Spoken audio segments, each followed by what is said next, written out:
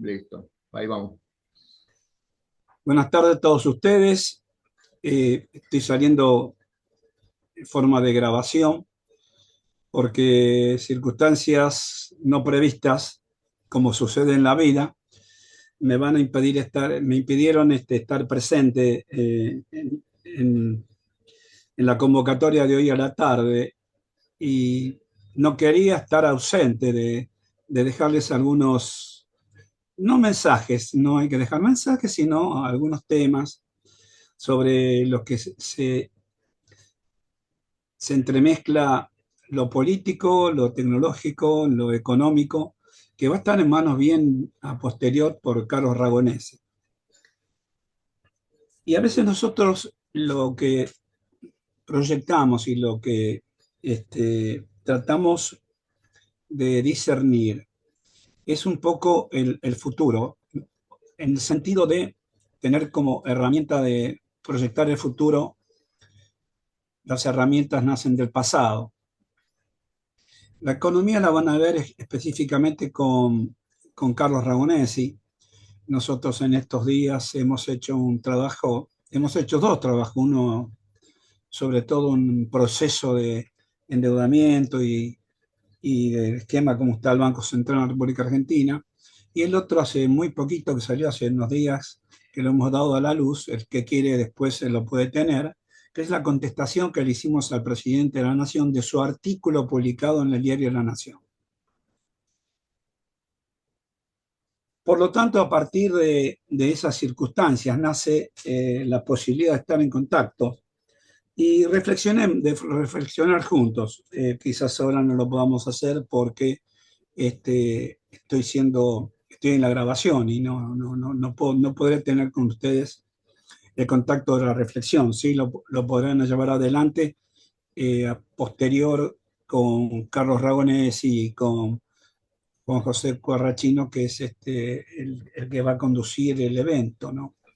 Esta eh, posibilidad de que estemos juntos sobre temas bastante importantes para la República Argentina. Hace poco volvió a mi memoria algo que dijo, y no quiero equivocarme, por eso lo voy a leer. En la década del 70 hubo un libro muy famoso de Alvin Toffler que se llamaba La Tercera Ola. Ese libro tiene 50 años, más o menos, 40, 50 años, Es del y año 69. 69, 70, sí, 50 y pico de años. Muchos lo leímos, entendimos algo, pero no cabe la menor duda que estaba adelantado en el tiempo. ¿Por qué? ¿Qué decía Toffler? Resumiendo el libro, ¿no? Toffler decía, mire, en la primera ola de cambio en la historia humana fue la revolución agrícola, cuando los pueblos se vuelven sedentarios y comienzan a la agricultura en un determinado lugar y no se mueven. Eso fue, sin lugar a dudas, una revolución tecnológica y humanitaria. La segunda es la de la revolución industrial, esa que conocimos en 1890, 1880, 1890, el ferrocarril, el carbón, este, todo lo que se desarrolló en el mundo hasta, hasta no hace muy poco, hasta hace La, muy la- poco. la producción en serie a través de el trabajo de las máquinas, ¿no? Y dice que la tercera ola era la revolución tecnológica, pero que no la definía bien cómo era la revolución tecnológica. En su mente seguramente estaban los principios de la revolución tecnológica, que era de alguna manera la dinámica de la tecnología no solamente en la producción, sino en la comunicación y en el sistema financiero.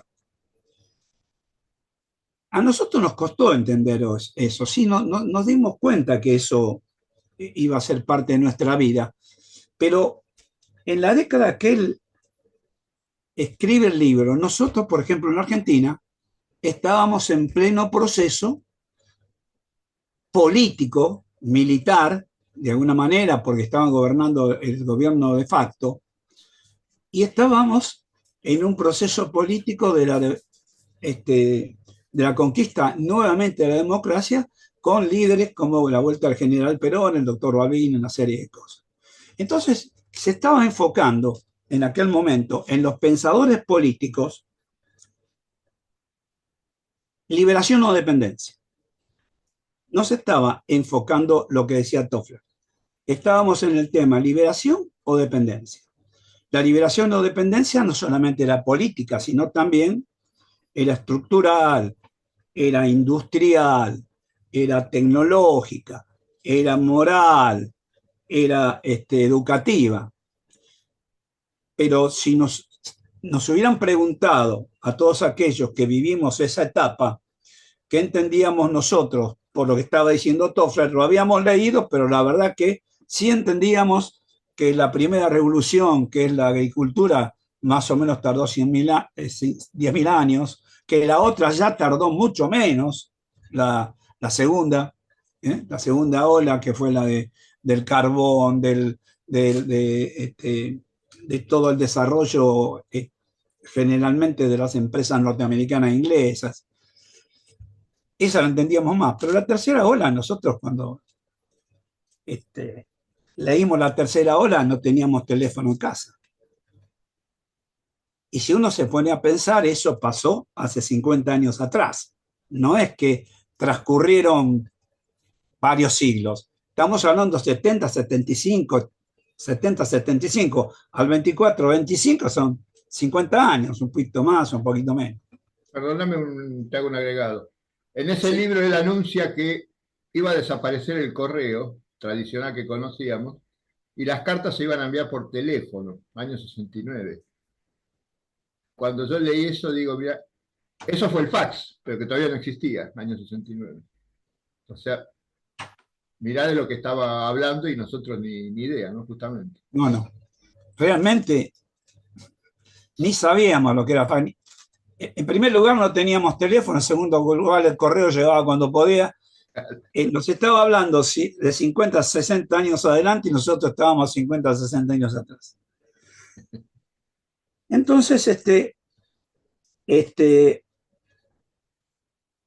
la tercera hora de Toffler se desarrolló de una manera virulenta, porque en estos últimos 50 años pasamos de lo que Toffler hablaba del fax a la inteligencia artificial. Ahora,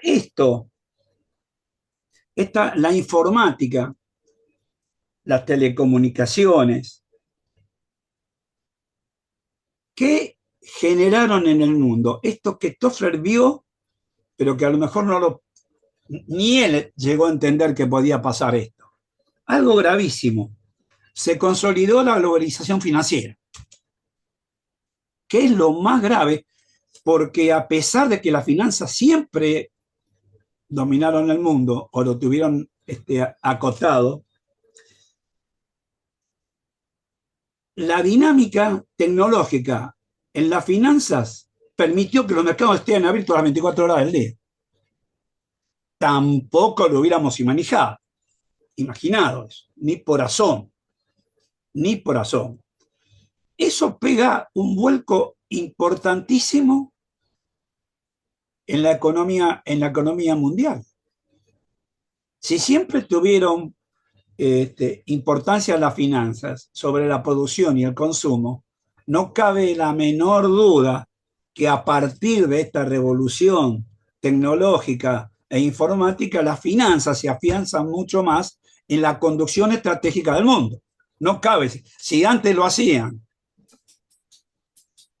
de alguna manera con los cipayos que tenían internamente, no se olviden que ponían sucursales bancarias de altísimo nivel.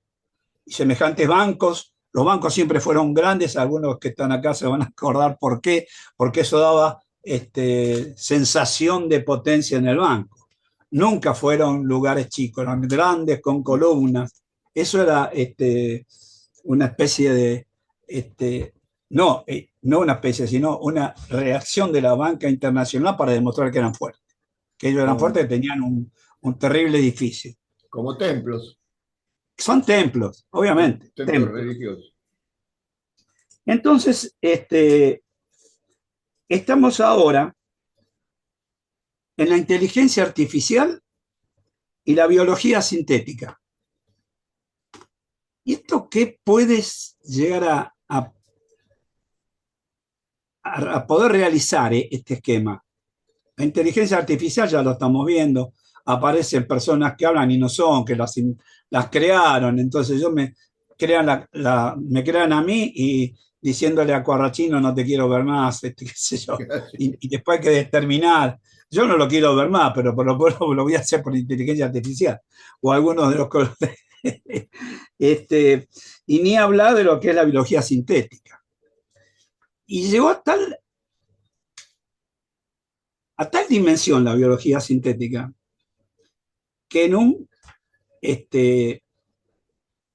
garage, que siempre en los garages, en Estados Unidos se inventan todos los garages, la verdad que es increíble, ¿no? Los laboratorios no existen, la potencialidad del dominio mundial no existe, no, en los garages, hay que tener un garage y ahí sale.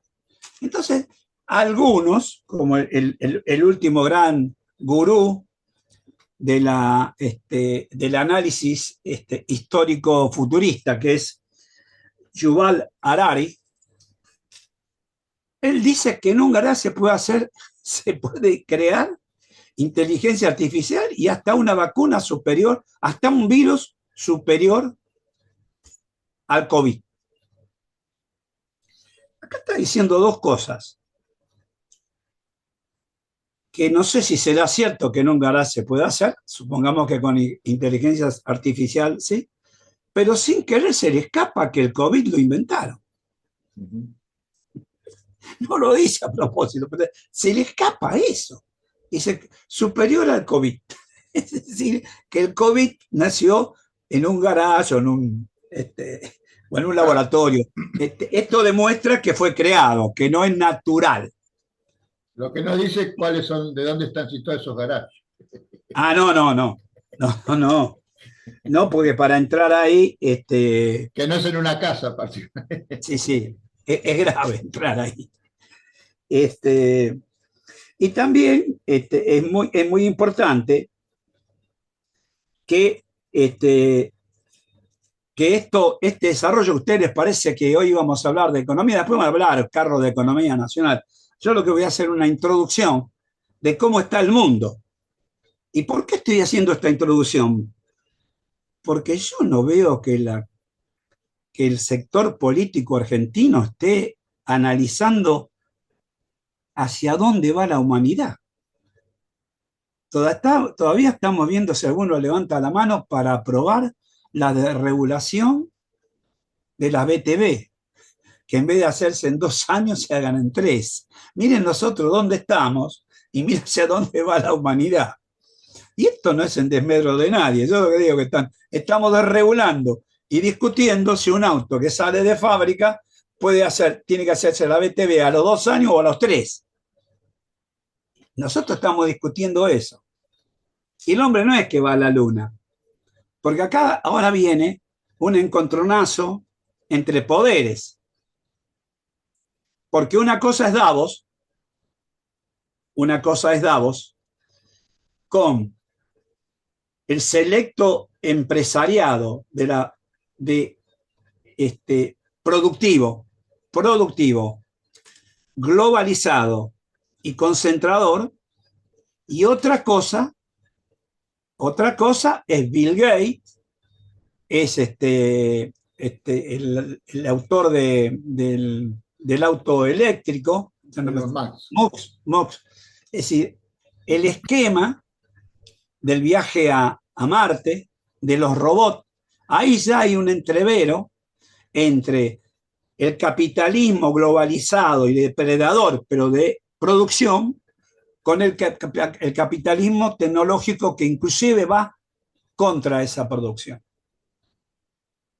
En el medio siempre el sistema financiero. Es como cuando ustedes juegan un partido y el referee dirige, no se sabe para dónde dirige, siempre sacando ventaja de donde tiene que sacar ventaja, ¿no? Davos proponía un mundo entre una socialdemocracia y, y los partidos liberales, alternancia en el poder, con Bruselas en cabecera y buscar el 2030, y estos muchachos están opinando otra cosa, no están opinando eso. Un mundo sin reglas. Claro, yo no digo que era mejor lo de Davos, digo que Davos por lo menos estaba armado. Esto es, estamos en manos de esquemas resultantes. Por eso Ricardo Auer, extraordinario amigo y especializado en esquemas internacionales, un analista de primera, habla de guerra híbrida. Acá hay una guerra híbrida que no solamente de cañonazo y tanque, sino de otra naturaleza, filosófica, financiera, cultural. Es una guerra híbrida. Entonces, Híbrida, en ese manejo y en ese esquema de la guerra híbrida, nosotros estamos discutiendo si hay que devaluar o no.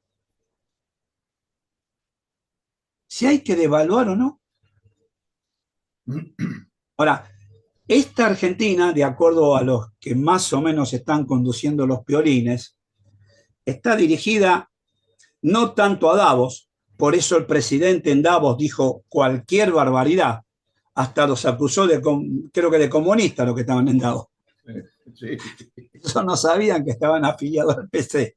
Bueno, porque obviamente está del otro lado. Por eso se abrazó a los que se están abrazando. Creo que se va a equivocar abrazando a Trump. Creo que eso es otra cosa. Porque el mundo no es el mundo que conocimos en los 70, en los 80. Entonces, fíjense que Estados Unidos tiene el 85% de la población de origen latinoamericano. O son directos latinoamericanos o norteamericanos, hijos latinoamericanos. Es decir, que la transfiguración del mundo y de las grandes potencias lleva incluso a crisis en las grandes potencias. Porque la actitud del presidente Trump a poner aranceles le hace perder millonadas y millonadas de dólares a los ingleses por las exportaciones de Estados Unidos. Me imagino que en el cenit del poder están discutiendo eso, pero miles y miles y miles de millones de dólares. Bueno, por lo tanto, la discusión que tenemos nosotros, fíjense en qué se marca, en qué está marcada la discusión. Subimos el dólar, bajamos el dólar, tenemos, ahora lo bajamos al 1%, la devaluación mensual, pero vamos a dejar las tasas como están, entonces el carry trade va a seguir a toda marcha y a llevarse dólares. Inclusive a algunos economistas, como he escuchado al doctor López Murphy diciendo que es una barbaridad. El doctor López Murphy dijo que van a terminar de esta manera, que hay que trabajar para las pymes industriales, para el campo, ¿no? ¿Hasta dónde llegó este esquema de este sector mundial que no solamente está afectando a lo que pasa en la Argentina, sino también a los históricos liberales que no son así y a otros países? Y está sucediendo en otros países. Entonces, para terminar, así no los canso, voy a leer algo que que en esto nadie, voy a leer algo que escribió nuestro querido amigo Ricardo Bauer, cómo interpretar la coyuntura política argentina, pero en general. Y dice que los objetivos socioeconómicos del campo antinacional, dice que sus fundamentos económicos se basan en un diseño de una Argentina totalmente dependiente en lo financiero del capital internacional y cumpliendo el papel asignado de sostener económicamente al país en base a la primarización de su estructura productiva y la consiguiente destrucción de pymes industriales. Con el antiguo argumento de la especialización en temas competitivos, nos proponen ser proveedores internacionales de granos, energías, minerales y servicios con mano de obra barata. Las consecuencias de este modelo en curso es una división social estabilizada con 10-20% de clase alta y media, un 20 y un 30% de clase media y media baja, con trabajo regularizado, y entre un 50 y un 70% de clase baja, muy pobre, con empleo precario, escasamente regularizado y sin protección social. Este esquema que se está discutiendo en el mundo, en el cual obviamente la problemática está en varios frentes. No es casualidad lo que sucede en elecciones en Europa, no es casualidad la controversia de Davos, no es casualidad lo que están haciendo algunos países, ¿no? Sobre la protección.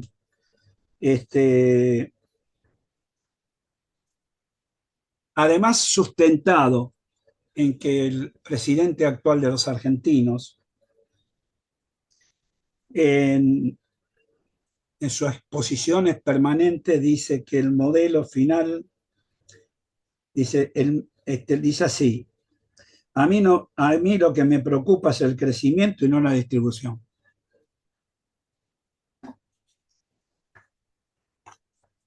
Tenemos dos batallas importantes. Una a nivel nacional. Sabemos que tenemos todo en contra. Los medios de comunicación son muy pocos los que nos pueden dar cabida. Y interna y una del conocimiento internacional. Es muy difícil que acá se sepa lo que sucede. Yo no sé, debe haber algún senador, algún diputado, calculo yo que sí, pero en general se están discutiendo otras cosas y no se están dando cuenta de la revolución intelectual, tecnológica y financiera que hay en el mundo. Y, y por último, decirles que la actual situación disminuye la capacidad de análisis y de participación de varias clases sociales en Argentina, hechos que no ocurrían en otras décadas. Y eso es producto, no es el resultado de, sino es lo que se propone. Que no haya participación ni discusión, ni, ni que se presenten alternativas serias. A lo mejor a los que nos quedan pocos años tenemos que hacerlo lo máximo posible para llegar a todos los lugares que podamos llegar con nuestra palabra y nuestros proyectos. Y bueno, tener fe siempre, nosotros tenemos fe, pero sabemos que el camino está lleno de pozos, de desvíos, y que la batalla cultural hoy, por lo menos hoy la tenemos, si no perdida, la tenemos ahí, agarrada con violines flojos. Les agradezco a todos ustedes. Ahora seguramente van a seguir con Carlos Ragonesi, específicamente en los temas económicos. Y les mando un gran abrazo fraternal. Gracias, Juan Carlos. Con la segunda parte. Dale, dale. Bueno, con con respecto al artículo que escribimos con Juan Carlos y que posiblemente ustedes ya lo tengan, eh, yo acordé con Juan Carlos que iba a tratar unos temas que por ahí hay necesidad de explicar, de hacer hincapié, este, porque son temas tal vez un poco complicados de entender en un artículo económico donde nos esforzamos por hacerlo lo más sencillo posible, pero así todo no escapará la inteligencia de nadie que estamos hablando de una ciencia, la ciencia económica, y que por más esfuerzo que hagamos hay cosas que no pueden bajar a lo sencillo tranquilamente. Voy a empezar por aclararles que estamos en un gobierno liberal que actúa de forma rara, porque nos da la sensación de que no responde en todo lo que hace a los postulados de lo que es el liberalismo económico. Una prueba la tenemos, por ejemplo, si observamos la emisión monetaria del Banco Central en todo el año 2024. Es decir, hablo desde el 31 de diciembre del 2023 hasta el 31 de diciembre del 2024. Estos datos que yo les voy a mencionar ahora surgen del balance del Banco Central al 31 de diciembre del 2024. Fíjense la siguiente cifra. Al 31 de diciembre del 2023, la base monetaria, les comento que la base monetaria es todo el dinero emitido alguna vez por el Banco Central, que decir que es el dinero que está en circulación, el dinero impreso por el Banco Central. Hasta esa fecha estaba en 9 billones, billones con B larga, no con M, 9 billones 607 mil millones de pesos. Y un año más tarde, 31 de diciembre de 2024, estaba en 29 billones 728 mil millones. Quiere decir que aumentó en un año 20 billones 120 mil millones de pesos. Imprimieron en un año 20 billones 120 mil millones de pesos. Si lo analizamos desde el punto de vista del porcentaje, estamos hablando de un incremento extraordinario del 209%, lo cual suena realmente disparatado en un gobierno que siempre ha atacado sin cesar a la emisión monetaria del Banco Central porque crea inflación, y encima también amenazó con cerrarlo el Banco Central. Pero parece ser que al gobierno no le gusta tanto la idea electoralista de cerrar el Banco Central porque está haciendo uso y abuso de la emisión monetaria, al menos en lo que vimos en este año. No sé lo que va a pasar en el año 2025, pero en el año 2024 la emisión monetaria fue del 209%, una cifra bastante elevada por ser un gobierno liberal. El otro tema que les quiero comentar y que aparece en el artículo, hay dos palabras o frases inglesas que lamentablemente a veces los economistas las ponen directamente suponiendo que la gente sabe de qué se trata, y realmente no es así a veces. Una es el crawling peg y el otro es el carry trade. El crawling peg son microdevaluaciones administradas por el Estado. Ustedes vieron que a pesar que tuvimos en los primeros años del 2024 alta inflación todavía, la devaluación, la microdevaluación se le puede llamar, era del 2%, nada más.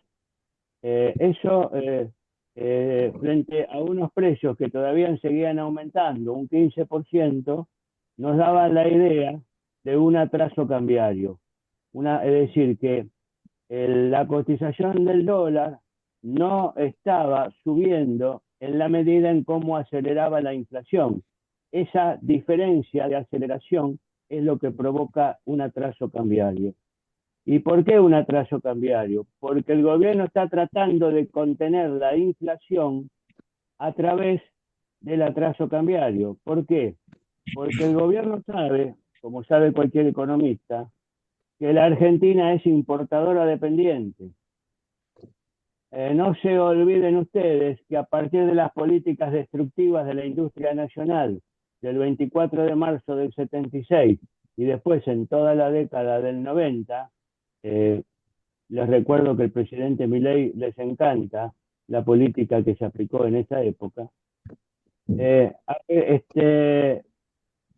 Toda la industria nacional entró en decadencia, en una terrible decadencia, y se perdieron miles y miles y miles de industrias, sobre todo industrias sustitutivas de importaciones.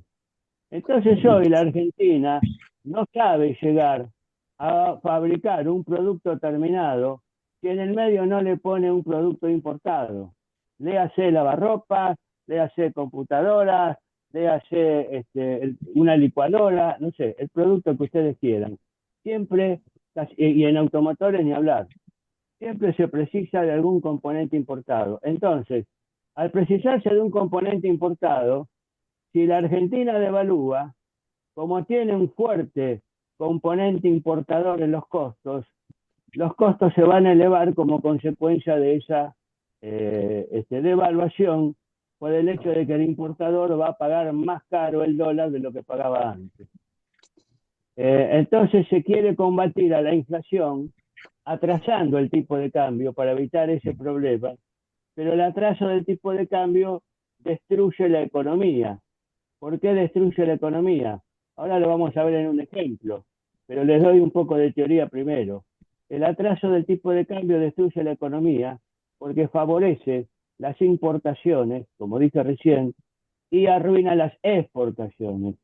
Por lo tanto, la gente, al ver que los productos importados, como consecuencia del atraso del tipo de cambio, la gente va a comprar los productos importados porque son más baratos, está comprando trabajo foráneo, destruyendo el trabajo nacional. Por eso, durante el año 2024, se empezaron a ver un montón de pymes industriales, comerciales y de todo tipo, que comenzaron a caerse y los despidos que se vieron. Este tema del crawling peg es la causa que favorece la otra palabrita difícil inglesa, el carry trade. El carry trade significa que un inversor extranjero, un inversor del exterior, por ejemplo, un estadounidense que vive en Estados Unidos, no en Argentina, o bien tiene unos dólares que le sobran, o bien pide un préstamo barato en Estados Unidos o en el exterior de Estados Unidos, puede ser Japón, Europa, donde la tasa no está más arriba de un 3, un 4%. Y acá en Argentina sabe que le dan por ahí un 50, un 60, un 70%, pero en pesos, no en dólares. Pero ese señor tiene dólares. Entonces, ¿qué hace ese señor? Trae sus dólares, pide un préstamo barato al 4% anual, por ejemplo, y lo trae a la Argentina, los convierte en pesos. Al convertirlo en pesos, puede ponerlo en un plazo fijo al 40, al 50, al 60% anual, mucho más de lo que le da Estados Unidos o cualquier país del mundo, o compra títulos públicos que también le dan una barbaridad de interés y hace un negocio financiero enorme porque antes de que venga la devaluación congela todo ese interés enorme que ha ganado en pesos porque lo vuelve a pasar en dólares, entonces es como si lo hubiera ganado en dólares. El carry trade es el negocio fabuloso que dio la Argentina en el año 2024 a costa de sus reservas del Banco Central, donde la gente que invirtió con el carry trade en pesos ganó un 176% en dólares. Y ahora les quisiera explicar la necesidad que tiene un banco central, el Estado, por ejemplo, de hacer una devaluación. Porque la devaluación no depende del voluntarismo de un político de turno. La devaluación depende de cómo están dadas las variables económicas, sobre todo cómo están las reservas del Banco Central. Cuando las reservas del Banco Central se caen, porque la gente empieza a comprar dólares, entonces es necesario devaluar, es necesario incrementar el tipo de cambio para frenar esa corrida cambiaria. Vamos a ver un ejemplo porque quiero que se entienda bien cómo es esto de la necesidad de una devaluación y cómo funciona la Argentina el atraso en el tipo de cambio. ¿Me podés poner, José, lo que se llama necesidad de una devaluación, por favor? Sí. Dame un segundito que lo busca. Vale.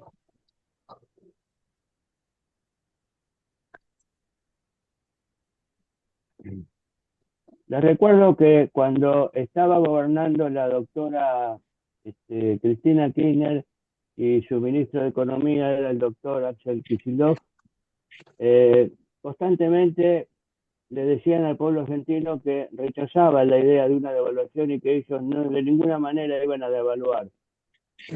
Pero en algún momento lo tuvieron que hacer porque se iban a quedar sin reservas del Banco Central. La devaluación que hicieron fue del 30% de golpe. Eso significa que entonces no depende la idea de devaluar del voluntarismo de un político, de querer hacer o no querer hacer algo.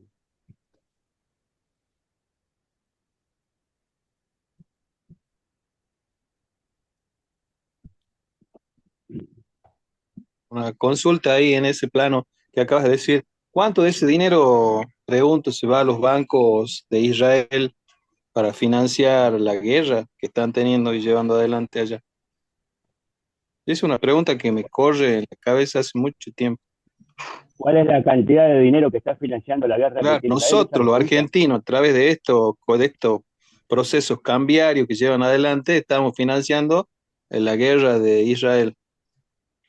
Ah, bueno, no, Es una algo ese hace dato mucho no lo tiempo, tengo. No, ese dato no lo tengo, no, no puedo cuantificarlo. Ese dato no lo tengo. pero me parece que hay mucho de eso, ¿no? En la política de Milei. Y es posible que sí, yo la verdad que no lo sé. En la medida en que haya gente de Israel que esté haciendo el carry trade con respecto a Argentina, entonces lo que usted dice tiene razón. Claro. Pero no tengo el dato, pero puede ser Israel o puede ser de cualquier país del mundo. Es decir, el problema es que Argentina está pagando tasas en pesos más altas que cualquier país del mundo. Entonces, si un habitante que está en Alemania, por ejemplo, ve que le están pagando por sus euros el 4% anual y Argentina está pagando el 50% en pesos, ¿qué hace? Cambia los euros por los pesos, gana dinero con intereses altísimos que no se los paga ninguna parte del mundo y luego, antes de que venga la debacle devaluatoria, vuelve a los euros y congela todo el dinero que ganó en euros. Quiere decir que en realidad lo que ganó, si logra hacer eso, lo que ganó no lo ganó en pesos, lo ganó en euros. Un tema parecido pasó con la tablita de Martínez de Oz en el Ujú. gobierno militar de los 70. La gente tenía una tablita y sabía de antemano cuánto era la devaluación, entonces cómodamente traía sus dólares, los cambiaba y tenía una ganancia fabulosa. Es decir, el carry trade en la Argentina es una historia continua. Siempre que tengamos atraso en el tipo de cambio, lo que pasa es que los gobiernos no saben controlar la inflación, si no está atrasando el tipo de cambio y destruyendo la economía, porque el atraso del tipo de cambio destruye la economía. Esa es la verdad. Eh, Aparte, Milei está utilizando justamente una política destructiva de la economía, porque si los cadáveres no demandan bienes. Entonces, si a ustedes les falta plata, porque la economía se destruyó, si ustedes perdieron el empleo, tenían una pyme y quebró, lógicamente que los precios no van a aumentar. ¿Qué Eh, pasa, José? ¿Hay problemas con el...? Ahí está, tiene que haber aparecido. sí, Pero una no pregunta. veo... Sí, Gladys. Perdón, Eh, Gladys, perdón, Gladys, perdón, Gladys. José, no se ven los datos. No, este es el de convertibilidad, José, no. El otro es. A ver. Pero aparte no se ven los datos. No, recién se veían. El que dice necesidad de una devaluación. Sí, sí, sí. Disculpadme un segundo, Gladys. A ver. Es el otro archivo, sacalo este y pon el Sí, otro. sí, sí, Sí, sí, había sí. un archivo ahí que decía necesidad de devaluación. Sí, sí. Está bien, pero no veía los datos, Alejandro, ese es el problema. Claro.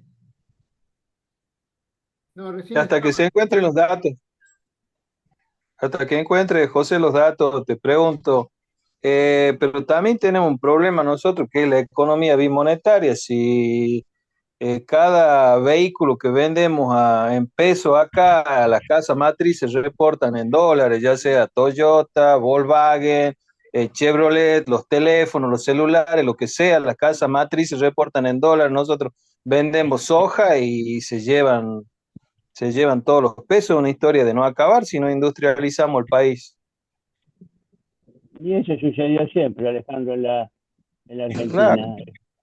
Nos consideran un país agrícola ganadero y no nos dejan desarrollar la industria. Quiero darle la palabra a Gladys, porque quiero pedirle disculpas que la corté por el problema técnico que tenía. ¿Qué pasa, Gladys? Bien, yo digo, en este contexto devaluatorio y con el panorama que acaba usted de describir, ¿cuánto tiempo más puede soportar nuestra economía este debacle, este círculo, digamos, de buena retroceso pregunta.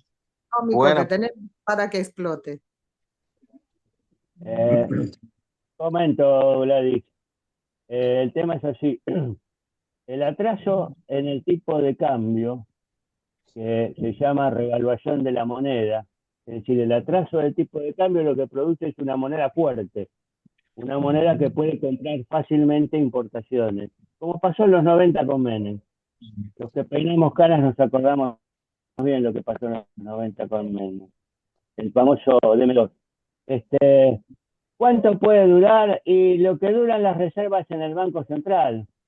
Lo que pasa es que las reservas tienen un nivel mínimo de stock que deberían tener, porque cuando el nivel baja 2 meses de importaciones, se encienden las luces rojas, porque no solo hay que pagar importaciones, hay que pagar también deuda externa. Entonces, ahora no se notó tanto el problema de las reservas, de la disminución de reservas, porque con el blanqueo que hicieron, la gente blanqueó dólares y moneda extranjera en general, blanquearon unos 20.000 millones de dólares más o menos. Entonces, con eso no se notó tanto el problema. Pero el blanqueo ya está, la gente se llevó los dólares, no hicieron las inversiones que iban a hacer con esos dólares, se los guardaron. Y el Banco Central ahora está enfrentando otra vez el problema de que le están estallando los dólares. Por eso, el atraso en el tipo de cambio lo que favorece es el incremento de la deuda externa argentina en dólares, porque al bajarle las reservas al Banco Central, va a haber que pedirle dólares al Fondo Monetario Internacional, que es lo que está intentando hacer el ministro de Economía Caputo, por ejemplo. Y ya Milei estaba hablando, es decir, el Banco Central ya hizo una operación de compra, de préstamo de dólares, perdón, de 1.000 millones de dólares, en un sistema ruinoso para la Argentina, porque es con posibilidad de recompra, es decir, el Estado vende hoy lo que va a comprar mañana, pero mañana lo va a pagar más caro. Es decir, siempre la política de tapar agujeros, que es una política que no tiene ningún tipo de planificación ni financiera ni económica, es la que arruina a la Argentina. Acá no hay ningún plan económico. Acá, en un año de gobierno, no se conoció absolutamente ningún plan económico. No se sabe si el gobierno quiere una Argentina industrializada o primarizada. Es decir, lo sabemos por los resultados que tenemos, que es primarizada, pero lo tendría que decir a través de un plan económico. No se sabe cuándo se va a acabar el tipo de cambio. Es un gobierno liberal y todavía no le ha encontrado la vuelta a la eliminación del cepo, cuando en un gobierno liberal el cepo no debería existir. Entonces no puedo dar un plazo, porque el plazo lo va a dar la evolución de la economía, Gladys. José, no Y estoy viendo, mientras perdón, se van perdiendo ¿cómo? las fuentes de trabajo, mientras tanto se pierden Sí, fuentes de trabajo sí, y lo que sobra son los despidos. sí.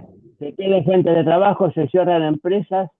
Eh, Más o menos se calcula que se cerraron alrededor de 16.000 empresas en este Uf. año, sobre todo pymes, y se han despedido. José, si no se puede compartir pantalla, lo voy a tener que decir yo oralmente. Sí, pero no veo los números, José. Está el título nomás. Miren, si no se puede compartir pantalla, lo que se puede hacer es al WhatsApp, nos pueden mandar los datos y nosotros los vemos después, igual que con el video de Bacareza o el audio. Traten de seguirme con los números que les voy a decir, no es tan Bueno, difícil. Mire, da- estos dos ejemplos que quería ponerle, vamos al primero ahora, que se llama necesidad de una devaluación.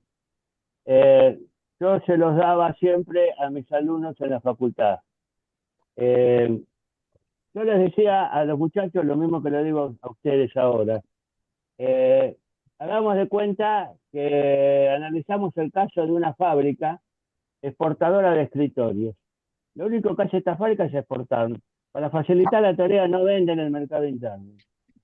El precio internacional de los escritorios es de $500. Retengan dos o tres cifras que le voy a cantar. El precio internacional de los escritorios es de $500. Y el precio en el mercado interno de esos escritorios es de 500.000 pesos. Y como el dólar está a 1.000 pesos, entonces un cociente, una división sencilla de dividir los 500.000 pesos por la cotización del dólar de 1.000 pesos, nos dan los $500 a los cuales se vende el escritorio en el mercado internacional. Que sí que ahí la Argentina estaría en competencia con la gente que le compra escritorios. Repito, los escritorios en el mercado interno están en 500.000 pesos, el dólar está en 1.000 pesos, por lo tanto, cada escritorio a nivel internacional cuesta $500 y ese precio que Argentina le ofrece los escritorios al mercado internacional está acorde con los precios internacionales. Estamos en competencia. Ahora bien, en Argentina aparece una inflación de un 20% de golpe. Es decir, que el precio de 500.000 pesos sube 100.000 pesos. El 20% de 500.000 es 100.000. Es decir, que los escritorios ahora, vender los escritorios, si los tuviéramos que vender en el mercado interno, en lugar de 500.000 los tenemos que vender a 600.000, 100.000 pesos más por la inflación.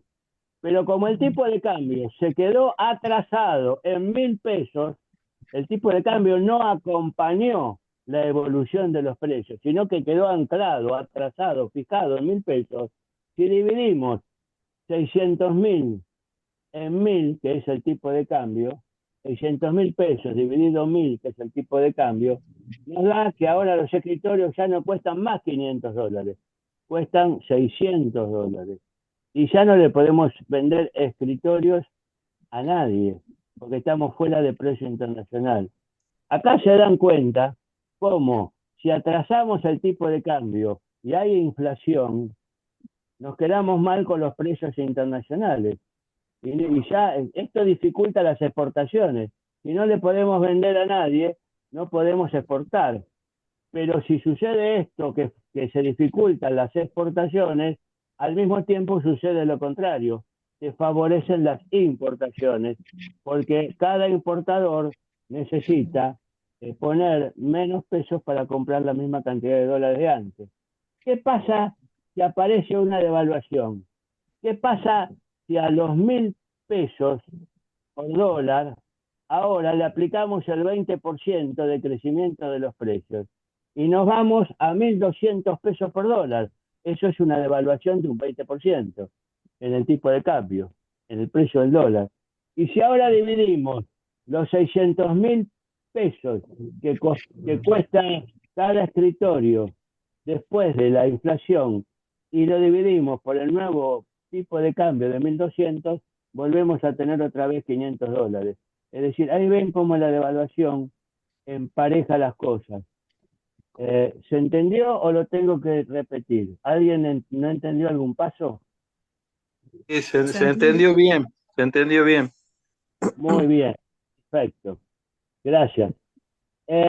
Ahora bien, esto José se lo va a pasar por mail, pero miren ustedes las consecuencias terribles que tiene el atraso en el tipo de cambio. Las importaciones se abaratan y las exportaciones se encarecen.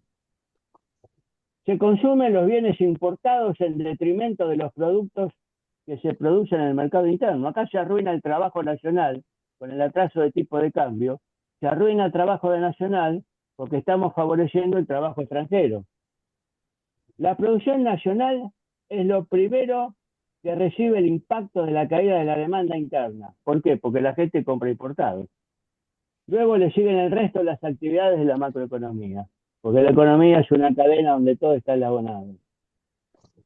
A las empresas les cuesta vender a los precios actuales, pero para bajarlos necesitan, a su vez, para no ver afectado su margen de rentabilidad, que bajen sus costos, entre los que se encuentran el salario pagado al trabajador.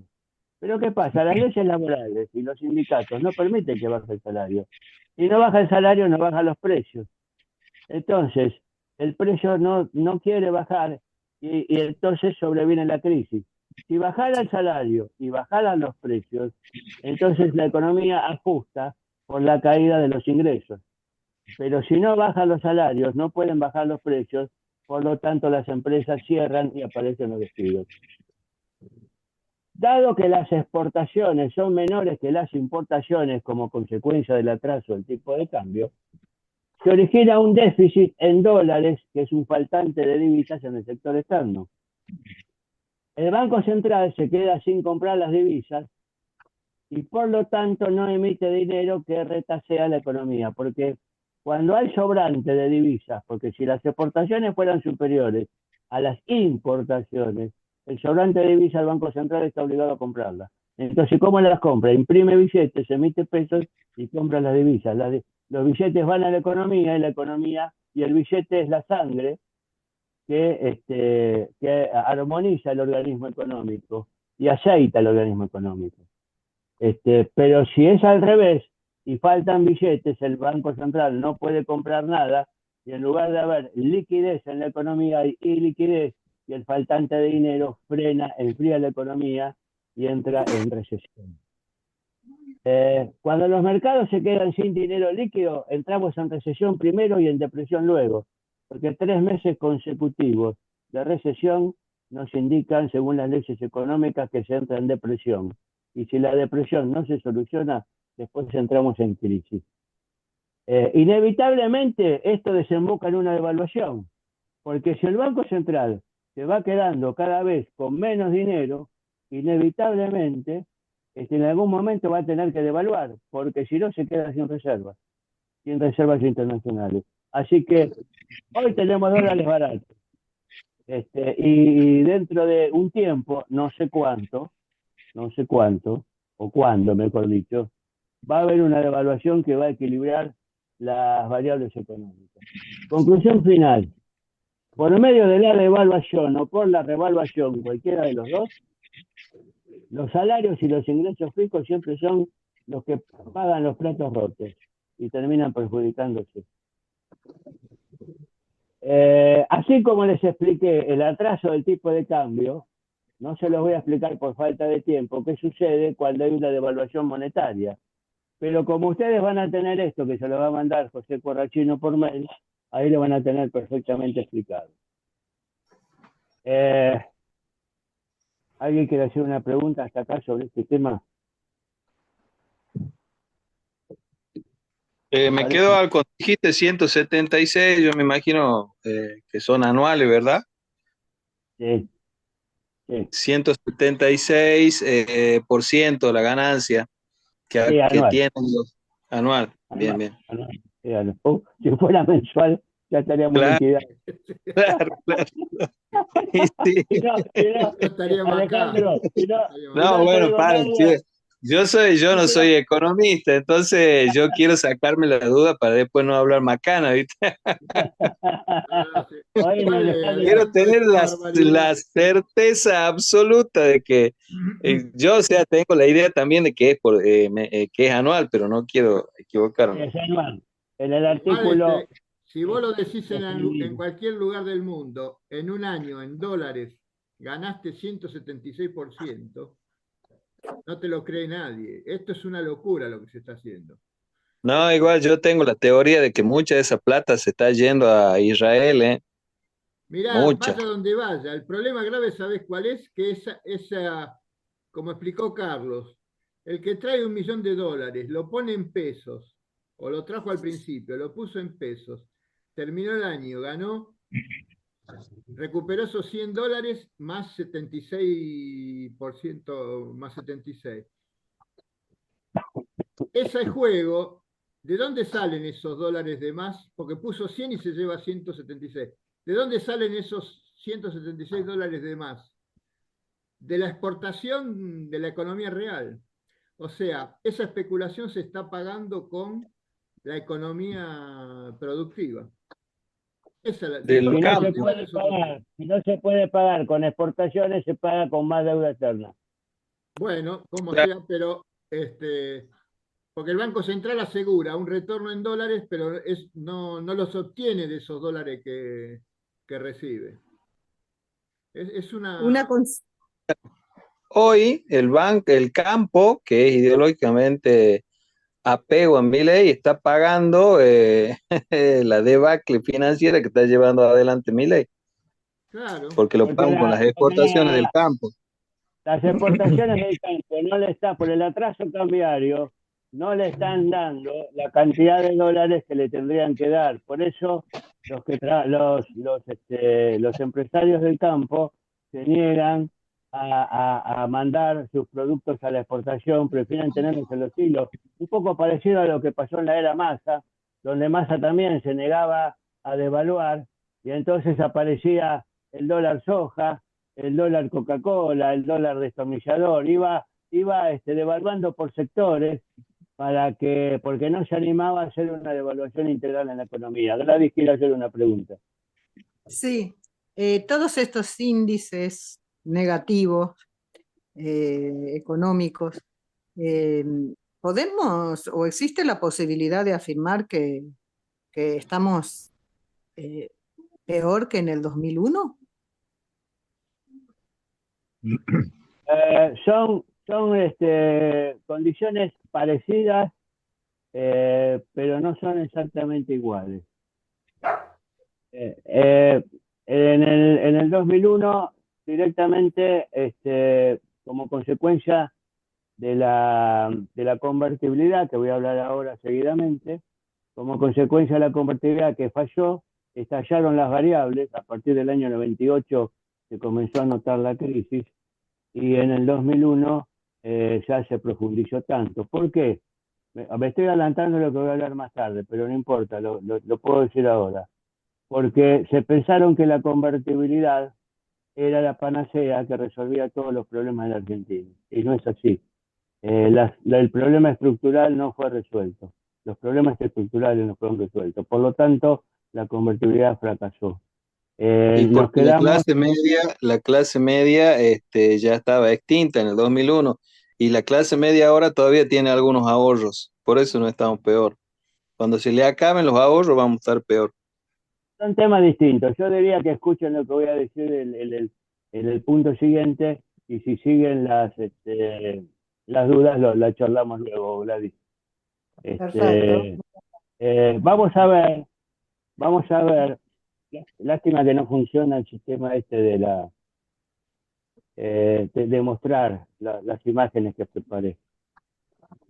Hay dos modelos económicos que imperan en un sistema capitalista, el modelo convertible y el modelo inconvertible. ¿Qué significa el modelo convertible? Significa que tengo que tener en reserva del Banco Central una variable depositada que puede ser oro, plata, una conjunción de oro-plata, pueden ser dólares, puede ser una canasta de moneda, es decir, tiene que haber un depósito de un patrón, de una moneda patrón. Por ejemplo, patrón oro, que es lo más que se ha usado en la humanidad, sobre todo en el siglo XIX y hasta algunos años centrados en el siglo XX. Y también se usó mucho en la antigüedad. Pero ¿qué pasa? Significa que tengo que tener, por ejemplo, tomamos el caso del oro, tengo que tener 100.000 pesos oro, valor oro, depositados en el Banco Central, y como no podemos comprar bienes con esas tabletas de oro o esas monedas de oro que son incómodas, pesan mucho, entonces las reemplazamos por moneda de papel. Imprimimos tanta cantidad de moneda de papel como oro tenemos depositado en el Banco Central. Quiere decir que si hay 100.000 pesos oro depositados, para que no se rompa el equilibrio del patrón oro, del sistema convertible, por eso se llama convertible, ¿no? Tenemos que imprimir 100.000 pesos en moneda de papel y lanzarlos al mercado para que la gente no trabaje con el oro, sino que trabaje con el papel moneda, o mejor dicho, moneda de papel que representa al oro. Si tenemos 100.000 pesos oro depositados y emitimos 100.000 pesos en moneda de papel, la relación de convertibilidad es de 1 a 1, como existía en los 90, por ejemplo. Ahí la economía se manejaría sin problemas porque estamos en una relación igualitaria. Pero ¿qué pasa si tenemos más moneda de papel que oro depositado? Por ejemplo, tenemos 100.000 pesos oro depositados y 120.000 en moneda de papel. Ahí la relación se quebró, porque hay que devaluar por exceso de moneda con respecto al oro.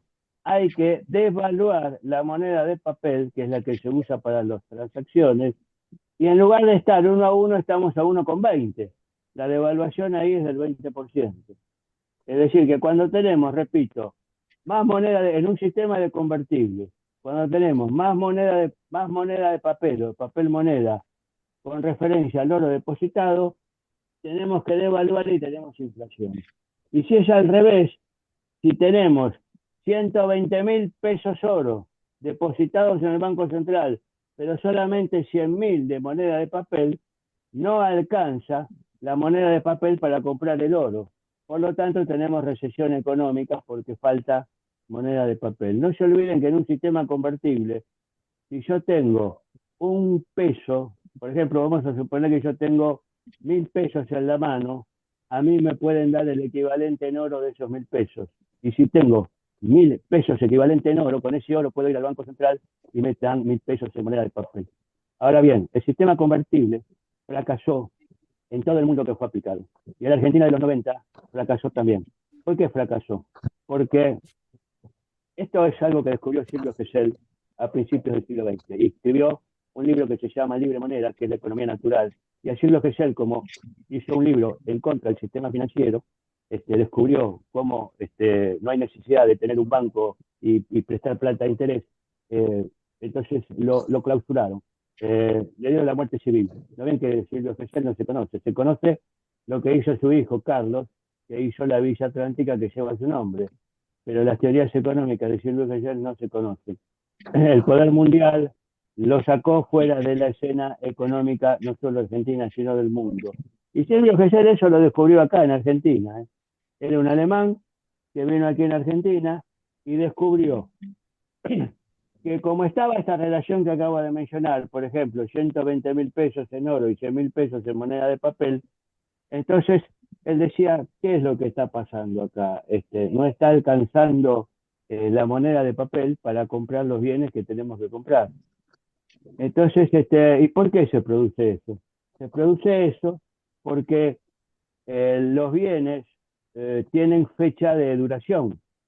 Los productos de la farmacia tienen fecha de vencimiento, los cereales se los comen las ratas en los hilos y no los sacan a vender, la carne en la carnicería se pudre, pero si tenemos monedas de oro, en la época en que se trabajaba con las monedas de oro y su reemplazo por moneda de papel, si tenemos moneda de oro, aunque lo hayamos enterrado en la época del Imperio Romano, bajo tierra, sin ninguna protección, y lo sacamos 20 siglos más tarde, no hay ningún problema porque no se deterioró absolutamente nada.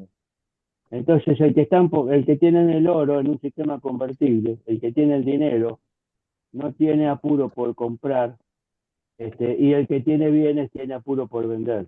Entonces, lo que dijo Silvio Gesell es que había que crearle a la moneda de papel que reemplaza el oro un sistema de oxidación, es decir, una fecha de vencimiento.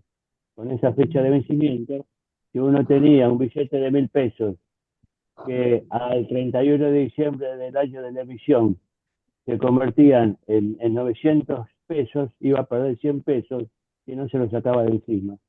Y en ese no, y esa era una motivación para sacar el dinero del bolsillo y comprar bienes y acelerar el crecimiento de la economía. Pues si la economía crecía rápidamente, iba a haber muchas monedas en el mercado y no había necesidad de ir a pedir un crédito al banco. Esa es la teoría de Gesell, que no la quieren aplicar porque destruye el sistema financiero. Eh, el problema no solo en todo el mundo Perdón, ¿cómo es fracasó, la teoría de cómo? ¿Cómo es el la, nombre del la economista? teoría, el economista Silvio Gesell. Ah, bien, Silvio, gracias. Silvio Gesell, el de la Villa Atlántica. Lo que pasa es que el que creó la Villa Atlántica era el hijo, Carlos. Y Carlos a la Villa Atlántica no le puso Villa Gesell directamente. Le puso Villa Silvio Gesell. Después la palabra Silvio quedó ahí en el olvido, como quedaron en el olvido sus libros. Y entonces ahora se lo conoce como Villa Gesell. Es decir, que es el papá del creador, estamos hablando del papá del creador de la Villa Atlántica que se llama Villa Gesell. En alemán se pronuncia Gesell. Nosotros lo castellanizamos y le decimos Gesell. Miren lo que le pasó al presidente de Estados Unidos en la década del 70, porque en el año 44, de acuerdo con el acuerdo de Bretton Woods, se establece, cuando ya estaba finalizando la Segunda Guerra Mundial, de establecer una convertibilidad, un sistema convertible de $35 la onza Troy de oro.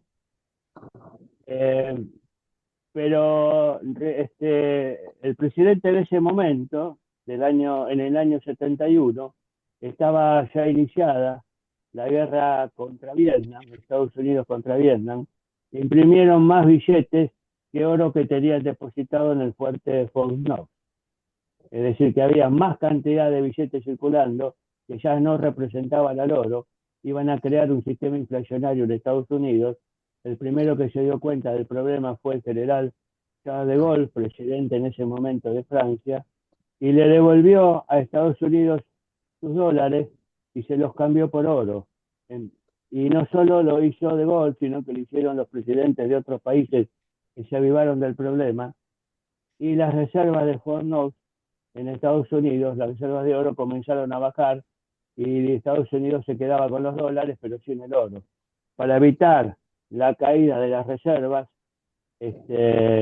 salieron del sistema convertible el 15 de agosto de 1971 y decretaron el sistema inconvertible.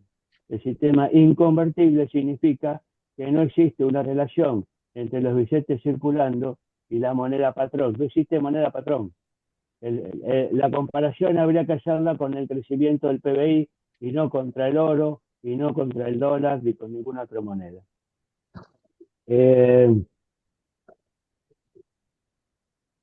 ¿Hay algo que no se entendió de todo esto? Sí, Bueno, parece que entendí. Bien, lo voy siguiendo. perfecto. Entonces, ¿qué pasó? Ahora vamos a ver si le contestamos a Gladys. ¿Qué pasó en el 2001? Cuando hay que retroceder, hay que irse por lo menos unos 11, 12 años atrás, ¿no es cierto? La terminación del gobierno de Alfonsín, 88 y 89, 1988, 1989, ustedes recordarán que se desató un sistema hiperinflacionario terrible. Alfonsín, como consecuencia de ese problema, tuvo que dejar el gobierno prematuramente, renunció, y entró Menem antes de tiempo. Su ministro de Economía, Domingo Cavallo, estableció un sistema de convertibilidad que frenó de golpe no solo a la hiperinflación, sino a la inflación. Y durante unos años rigió el sistema del 1 a 1, un peso, un dólar. Ahí nace el famoso M2. ¿Por qué? Porque al tener un peso, un dólar, pensando Menem y Cavallo que la convertibilidad era la panacea que resolvía todos los problemas argentinos porque ya no había inflación, no atacaron los problemas estructurales. Y vaya si hay problemas estructurales, porque no solo que tenemos como problema estructural el déficit fiscal. En esa época había déficit fiscal y se solucionaba sin impresión de moneda, sino con tomar deuda externa. Es decir, en lugar de imprimir los pesos para solucionar el déficit, que nos salía más barato, aunque generara inflación, se tomaba deuda. El problema de tomar deuda es que después la tenemos que pagar con las exportaciones, como decía José, o la tenemos que pagar con nuevas refinanciaciones de deuda, o la tenemos que pagar entregando las empresas argentinas y las tierras argentinas. Otro problema estructural que no se tuvo en cuenta, que no se tiene en cuenta, que lo tiene la Argentina y que contribuyó a irnos al tacho con el tema de los 90, es el crecimiento desmesurado de la deuda, como acabo de decir recién. Y también el crecimiento desmesurado de la presión tributaria. Cuando el tipo de cambio comienza a atrasarse, al no haber actividad económica no se recaudan impuestos. Entonces ahí aparece una elevación de las tasas impositivas, donde a la gente se le quita más dinero del que debería quitarse, y eso contribuye a la pobreza económica del país. Si hay obras públicas no financiadas con recursos genuinos, eso también genera inflación. Es decir, todo esto es inflación reprimida en un sistema de convertibilidad del 1 a 1. La creación de moneda virtual por los bancos también es un problema que genera inflación que no se percibe normalmente, y algunos economistas hasta lo niegan.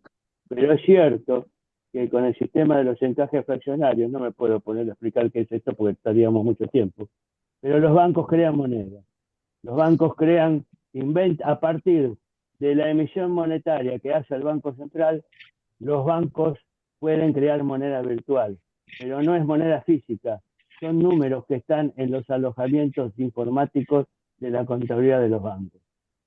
Y si entonces el liberalismo dice que si la emisión monetaria del Banco Central crea inflación, la emisión virtual que hacen los bancos, que se llama emisión secundaria, también la debería crear. Por supuesto que la crea entonces, pero de esto no se habla. Destrucción del sistema ferroviario argentino, que es muy barato, favoreciendo al sistema de los camiones, que es muy caro. Dígame si esto no crea eso también va contra la posibilidad de alentar las exportaciones, porque con un costo tan elevado de transporte. Es que si tenemos el tipo de cambio, Gladys, clavado en 1 a 1, y todos estos problemas estructurales no los mejoramos, no los eliminamos, entonces el tipo de cambio se comienza a atrasar, que no es reconocido por el Banco Central, que empecinadamente sigue con el 1 a 1, pero en la economía real el tipo de cambio comienza a atrasarse y ahí empieza una crisis subterfugia de la que no nos damos cuenta inmediatamente. La corrupción de los funcionarios públicos también es otro problema estructural que también crea inflación. El crédito direccionado, si tenemos inflación, y como hicieron los Kirchner, que direccionaron crédito a la demanda en lugar de direccionarlo a la oferta, si tenemos un exceso de demanda por sobre la oferta, y tenemos una oferta destruida por el atraso del tipo de cambio, entonces por supuesto que va a haber inflación. El déficit originado en quebrantos de empresas del Estado. Si por ejemplo el Banco Central presenta un déficit, si YPF presenta un déficit, si Aerolíneas presenta un déficit, todo eso se soluciona con emisión monetaria que crea inflación. Las inestabilidades políticas también crean inflación. Acuérdense que cuando De la Rúa se subió arriba del helicóptero, creó una estabilidad política donde aparecieron 5 presidentes en poquísimo tiempo, y esa inestabilidad política también eleva los precios. Las pujas distributivas también generan inflación. Acuérdense lo que pasó con la resolución 125, en la época de Cristina Kirchner con el campo, donde Martín Lustó creó la resolución 125, que era el ministro de Economía, y ahí había una puja distributiva entre el campo y el Estado por el tema de las retenciones. Empezaron a faltar productos en las góndolas porque el campo no entregaba, y eso también genera inflación. Bueno, acá le estoy nombrando algunos de los, no quiero aburrirlos, Una algunos de los... consulta, ¿puedo hacer? Sí, sí. Eh, Te voy siguiendo y en la parte que hablabas de los impuestos, me pregunté si no se paga impuesto y a la vez Milei quiere bajar los impuestos, que dice que va a reducir los impuestos. ¿Qué es lo que sucede con la economía en ese caso? Bueno, Milei no puede bajar los impuestos si no tiene asegurado el superávit fiscal. Y hoy el superávit fiscal no está asegurado. Miguel dijo que iba a bajar los impuestos, pero yo todavía no veo ninguna baja de impuestos. Ahora, si logramos la baja de impuestos únicamente, se puede lograr si realmente tenemos un excedente superavitario en el Estado, porque si no el Estado se queda sin recursos. Así que también se habló de eliminar el cepo cambiario, pero no lo están eliminando. Son cosas que se dicen, pero que en la práctica todavía no se logran. Así que, por el Carlos, momento, eso está ahí en la heladera, en el freezer. ¿Está Carlos, bien, Alejandro? Carlos, no sé si Sí, me escucha. sí. Desearía hacerle una pregunta porque se me han acumulado varias cuestiones acá. Algunas las mandé por el chat, pero como es mensaje, por ahí no pudiste tener No tiempo. lo vi. Hay algo que mencionaste del Banco Central, y a mí me interesaría saber hasta dónde no hay una connivencia con el sistema financiero de parte del Banco Central que les permite determinado nivel de encaje a los bancos para que sigan obteniendo pingües ganancias, porque bien podría regularlo de otra manera, o es imposible que el Banco Central le regule el encaje a los bancos, a las entidades bancarias privadas. Le voy a contestar de la siguiente manera. ¿Cuál es tu nombre? Porque ahí aparece Eduardo, LGLM, no sé qué. Eduardo. Eduardo. Eduardo. Bueno, Eduardo, te voy a contestar de la siguiente manera. Recordá, tratá de hacer memoria las personas que históricamente en la Argentina pasaron por el Banco Central. Y fíjate si todas ellas, o la gran mayoría de ellas, no trabajaron en el Fondo Monetario Internacional, en el Banco Mundial, en el Banco de Pagos de Basilea, Claro, en la banca de Rockefeller, en la banca Morgan, todos vienen no de es, ahí. Ya te estoy pero contestando la pregunta. Cavallo también no es inocente que lo Caballo que hizo. también, Caballo Ahora, también. Carlos, del denominado modelo, mejor dicho, milagro económico alemán, ¿por qué nadie habla? Bueno, habla el doctor Marcelo Basualdo en el libro editado por la fundación llamado De esto no se habla. Así que alguien habla. Sí, pero Eh, en relación a la cantidad de economistas, prácticamente parece un tema vetado. Nada, lo que pasa es que en el milagro alemán hubo una ayuda norteamericana. Primero lo presionaron a Alemania tremendamente y después se dieron cuenta que la excesiva presión destruía a Alemania, destruía también al resto de Europa y amenazaba con destruir a Estados Unidos y aflojaron y entonces le dieron a Alemania la posibilidad de resurgir. ¿Qué es lo que está pasando hoy con la deuda externa de todo el mundo? La deuda externa de todo el mundo supera al PBI de todo el mundo. En un año, por ejemplo, si vos, Eduardo, sumás el PBI de todos los países del mundo de un año y sumás, por otro lado, la deuda externa de todos los países del mundo de un año, te vas a dar cuenta que el monto de la deuda supera el PBI. Quiere decir que por más que todo el mundo trabaje todo el año para pagar la deuda sin consumir nada, no la va a poder pagar.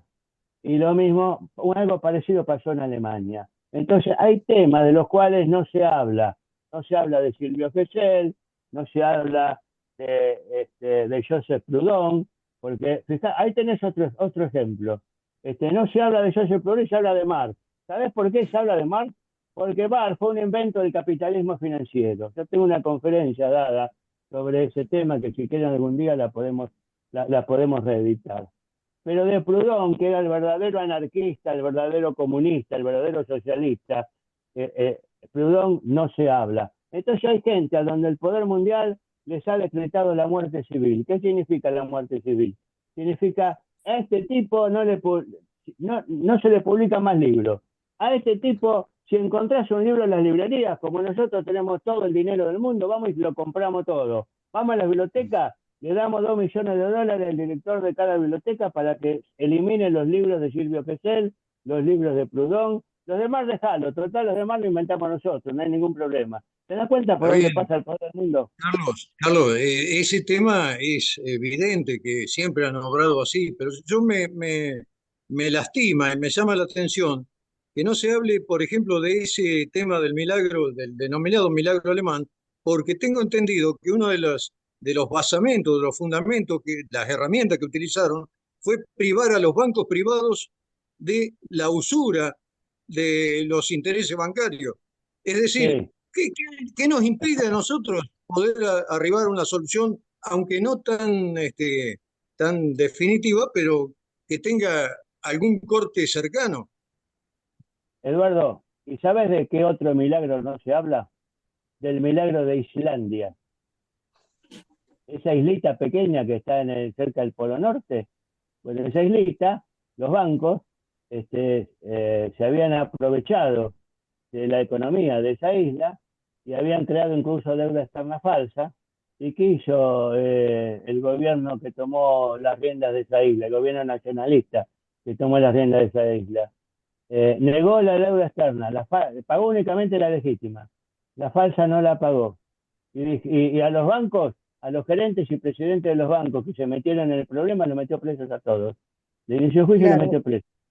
en ese caso se puede observar bien que la corrupción es uno de los peores males que, Claro, que atacan los países, porque realmente creo que el milagro de Islandia sería eso, haber quitado a los corruptos del manejo claro. económico financiero del país. Y la Acá verdad, tuvimos un patriota argentino, el señor Olmos, Alejandro Olmos, que denunció la Alejandro deuda Olmo. externa del gobierno militar en el año 83, inició la causa Olmos, y de eso no se habla tampoco. Le decretaron la muerte civil a la causa y al autor de la causa, Alejandro Olmos. El juez Jorge Ballestero, que fue el que determinó que quisieron, el juez, no lo digo yo, lo dijo el juez Ballestero, quisieron poner al país de rodillas, le inventaron deuda que no existía, y como estaba todo prescripto, no pudieron meter preso a Martínez de Oz ni a todos los demás que actuaron en ese momento. Entonces giró, el juez dijo, ya este es un tema que excede lo judicial, es político, se lo paso al Congreso. ¿Qué hizo el Congreso? Cajonearon todo, Gladys, ahí tenés la corrupción. El Congreso cajoneó Claro, todo y no se habló más de la deuda externa. Y nosotros una seguimos pagando una deuda corrupción que el nunca que existió. cajoneó, perdón, y el que una, cajoneó ese informe que llegó al Senado fue Antonio Cafiero. Y después saltó al poquito tiempo todo el tema de la famosa Banelco. Con la famosa cuestión de la Banelco, tiraron al olvido el tema de esa sentencia del juez Ballestero. Y De respecto, cualquier y además, manera, respecto a esto de Islandia, nosotros con Juan Carlos hicimos hace unos años un artículo, se los voy a pasar también con este material.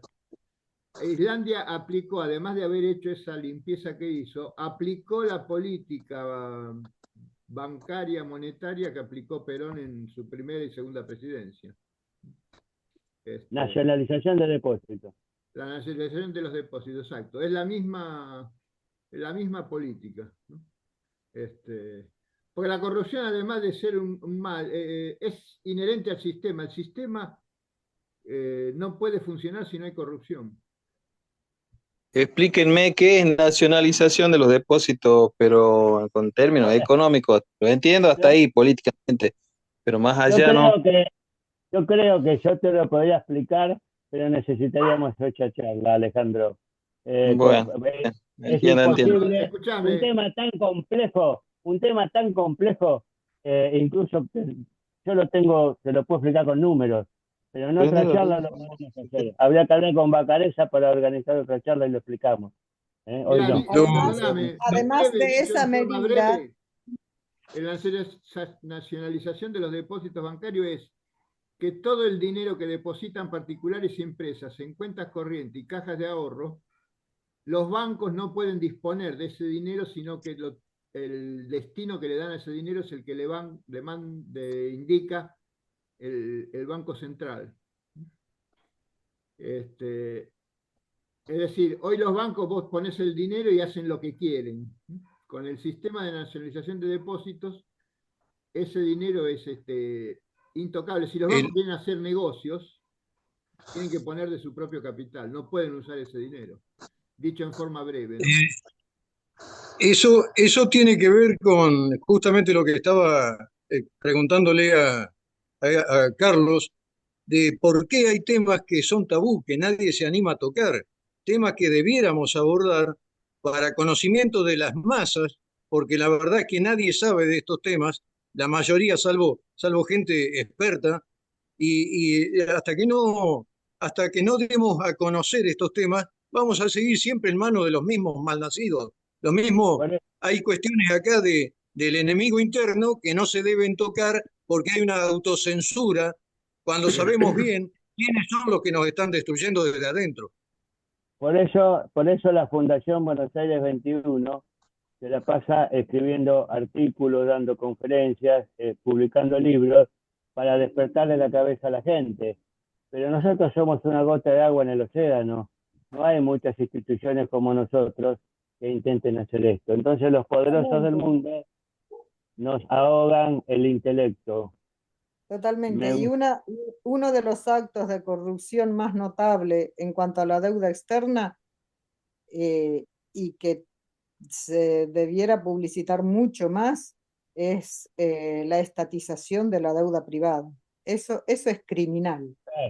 y eso es lo que hizo Cavallo, claro. Claro. Eso fue lo que... Si ustedes me permiten, para que el tiempo no nos abrume, eh, está muy interesante la charla, pero tengo que completar el programa. Tengo un punto final para hablar con ustedes, que es el siguiente. Podemos pagar la deuda de una manera eficaz y sin que traiga grandes dolores al pueblo argentino, sin hacer la destrucción de la economía, aprovechando el superávit fiscal. Voy a tratar de ser lo más esclarecedor y sencillo posible, y síganme en el razonamiento. Una cosa es el Banco Central y otra cosa es la Tesorería General de la Nación. El Banco Central es una autoridad monetaria que imprime moneda, determina tasas de interés, determina tipos de cambio, es el agente financiero del Estado Nacional. La tesorería es el presupuesto público.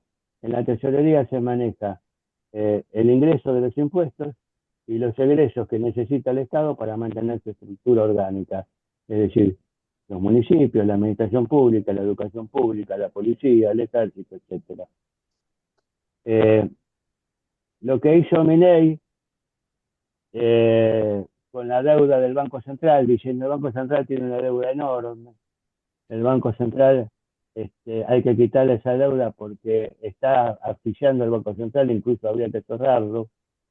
Entonces lo que hizo Milei es achicar la deuda del Banco Central, pero ¿qué pasa? Se la transfirió a la tesorería. Es decir, que al final estamos en lo mismo, peor, no es lo mismo. ¿Saben por qué peor? Porque las tasas de interés que pagó la tesorería para recoger las deudas de que los banqueros tenían, el Banco Central le debía plata a los banqueros, tenían títulos públicos del Banco Central los banqueros. Entonces, la tesorería elevó 20 veces más la tasa de interés que la que pagaba el Banco Central. ¿Qué hicieron los banqueros? Dijeron, no, no me conviene tener deudas con el Banco Central, que el Banco Central tenga deudas conmigo. Lo que me conviene es que tenga la tesorería. Entonces se retiraron del Banco Central y fueron a tomar deuda de la tesorería. La tesorería tomó deuda de los banqueros. Así que lo sacamos de un cajón para ponerlo en otro.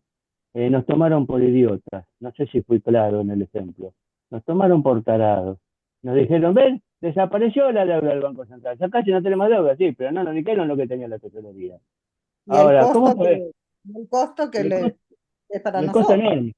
enorme. Y el costo después se transfiere al presupuesto público y por eso después no pueden bajar los impuestos, porque los intereses que paga la tesorería se transfieren al presupuesto público y hay que solventarlo con mayor dinero. Lo que se Ahora llama la bien, espiral de la pobreza, porque no podemos salir de ahí, cada vez más por eso, profundo. por eso la mitad del país es pobre, Gladys. Claro. ¿Cómo podemos pagar la deuda? Nosotros en la Fundación Buenos Aires 21, un día Juan Carlos y yo nos pusimos a pensar seriamente este tema y descubrimos una manera. Si tenemos superávit fiscal, es como dice el gobierno que tenemos superávit, quiere decir que sobra plata en el Estado, en la tesorería sobra plata. Durante todo el gobierno, los gobiernos anteriores, sobre todo los kirchneristas que emitieron cualquier cantidad de dinero y al emitir ese dinero el Banco Central después lo tenía que recoger endeudándose con los bancos, vendiéndoles un bono a los bancos porque si no iba a crear demasiada inflación. El Banco Central tiene un montón de bonos de la tesorería, porque el Banco Central le vino prestando por muchos años dinero a la tesorería. Quiere decir que el Banco Central es acreedor de la tesorería en una cifra impresionante que hoy representa el 63% de todos los activos que tiene el Banco Central. Es decir, que es una enormidad. Entonces, si con el exceso del superávit fiscal rescatamos los bonos que la tesorería, que el Banco Central tiene de la tesorería, el dinero pasa de la tesorería al Banco Central. ¿Y qué hace el Banco Central con ese dinero? Como a su vez se tuvo que endeudar con los bancos, ofreciéndoles bonos a altas tasas de interés, usa ese dinero para rescatar los bonos que tienen los bancos. Es decir, que el dinero pasa primero de la tesorería al Banco Central, del Banco Central ahora pasa a los bancos. Ahora el dinero lo tienen los bancos y bajó la deuda que la tesorería tenía con el Banco Central y bajó también la deuda que el Banco Central tenía con los bancos. Y los bancos, que les gusta prestarle al Estado más que a las empresas, porque el riesgo es menor, habría que obligarlos a que le presten a los, este, a los privados para que desarrollen la economía. Para lo cual habría que establecer un sistema, como dijimos antes, nacionalización de los depósitos bancarios, para que sea el Banco Central quien determine, quien obligue a los bancos a prestarle dinero a ciertos sectores de la economía, no a las empresas, sino a ciertos sectores de la economía que al Estado le interesa desarrollar. Entonces, liquidamos la deuda externa, desarrollando la economía y no, como quiere hacer Milei, que pretende liquidar la deuda externa y bajar la inflación, arruinando la economía y matándola. Bueno, eso es todo lo que yo tenía para decirles. Si quieren hacer alguna pregunta más, adelante con los Carlos, paroles. perdón, para aclarar, con el exceso de él El se exceso de comprarían dinero. bonos, con el El, exceso de exe- dinero, pero el, exceso, derivado de qué? el exceso de dinero que tiene la tesorería proveniente del superávit fiscal, hasta Ah, ahí del me seguís, superávit fiscal. Ajá, pasa al Banco Central para rescatar los bonos que alguna vez el Banco Central le prestó al Estado. ¿Está? perfecto. Bueno, me ¿Sabes hicieron trabajar. qué? Me Me- hicieron trabajar. sí, y ¿sabes qué? Si vos tenés la gentileza, la última parte, yo me perdí, traté de seguirte, que la tesorería representa, o sea, lo que tiene la tesorería del Banco Central representa el 73%.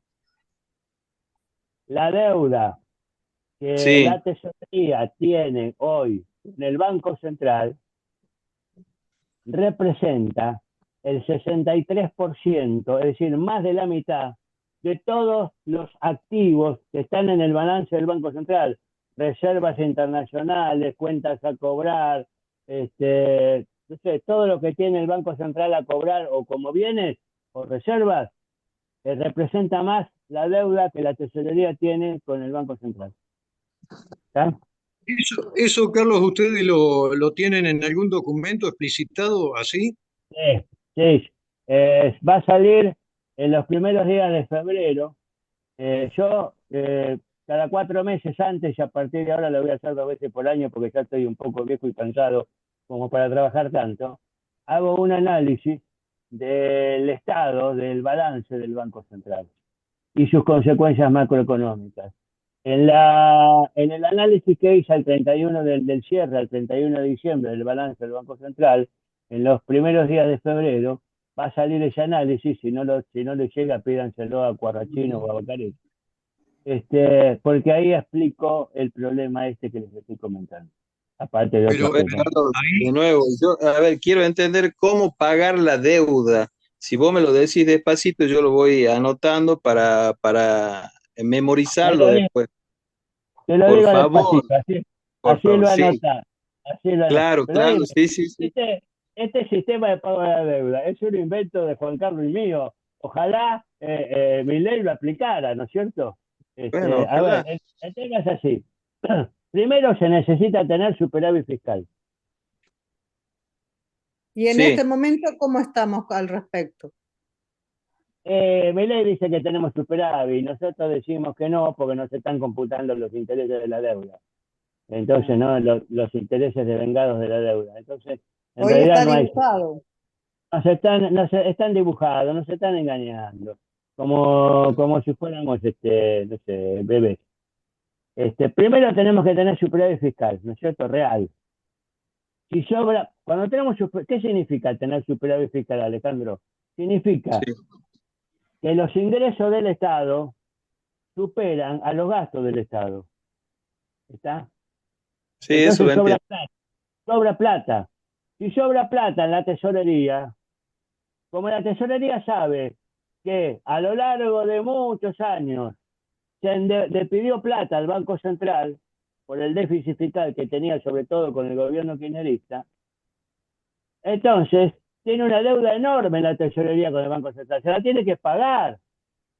Entonces, esa plata del superávit fiscal que está en poder de la tesorería, se la tiene que dar al Banco Central para ir cancelando de a poco esa deuda. Entonces, esos, ese crédito otorgado por el Banco Central a la tesorería empieza a bajar. Entonces la plata pasa de la tesorería al Banco Central. ¿Eso se entiende? pero Sí, además tiene que haber nacionalización de los depósitos necesariamente. Sí, pero después, espera un poquitito, Eduardo, espera un poquitito. Eso viene vamos, al hasta ahí va. final. Eso es la frutilla del postre, Eduardo. Este, bueno, ahora la plata, ¿quién la tiene, Alejandro? Eh, Banco Central. Claro, el el Banco Banco Central. Central, El Banco claro. Central.